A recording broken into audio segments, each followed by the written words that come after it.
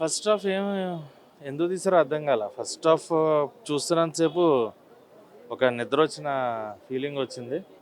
Second half బాగుంది, Kireeti performance బాగుంది and డ్యాన్స్లు మటుకు ఇరగేస్తాడు. నెక్స్ట్ లెవెల్ డాన్సర్ అవుతాడు ఖచ్చితంగా. ఇండస్ట్రీకి ఒక మళ్ళీ డాన్సింగ్ స్టార్ దొరికాడు. అలాగే ఎమోషన్ సీన్స్ చాలా బాగా చేశాడు.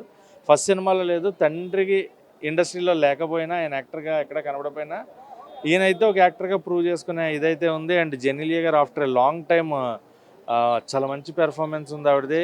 అండ్ ఈ సినిమాకి జూనియర్ అని కాకుండా తమ్ముడు అని టైటిల్ పెట్టుంటే బాగుండేది. తమ్ముడు టైటిల్ దీనికి యాప్ట్ అనమాట, దానికి కాదు, నితిన్ గారు దానికి కాదు. సో అదొకటి అనిపించింది. అండ్ ఫస్ట్ హాఫ్ చూస్తున్నంతసేపు నాకు అనిపించిన పాయింట్ ఏంటంటే, డబ్బులుంటే ఏమన్నా తీయొచ్చా, ఎలా పడితే అలా సినిమాను మనం తీసేసుకోవచ్చా, దానికి ఒక కథలోకి వెళ్ళడానికి ఇంత టైం ట్రావెల్ అవసరమా, జనాల్ని ఇంత టార్చర్ పెట్టాలా అన్న ఫీలింగ్ వచ్చింది. బట్ సెకండ్ హాఫ్ డ్రైవ్ చేసిన విధానం బాగుంది, సెకండ్ హాఫ్ స్క్రీన్ ప్లే బాగుంది. మళ్ళీ క్లైమాక్స్లో ఆయన మర్చిపోవడం అనేది కొంత ఎందుకు చూపించాల్సిన అవసరం లేదు, కలిపి ఉంటే బాగుండదు కదా. పోనీ ఏమన్నా జూనియర్ని next level junior to senior అని పెడతారా అని ఏమన్నా పోనీ పెట్టారంటే అది కూడా ఏం క్లారిటీ ఇవ్వాల. సో నాకైతే సినిమా ఓవరాల్గా యావరేజ్ అనిపించింది. ఫస్ట్ హాఫ్ నిల్, సెకండ్ హాఫ్ బాగుంది. సెకండ్ హాఫ్ చూడొచ్చు.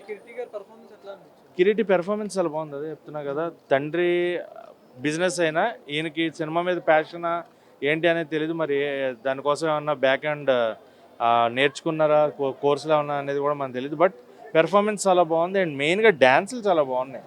కిరీటి డ్యాన్సెస్ మటుకు చాలా బాగా అనిపించింది.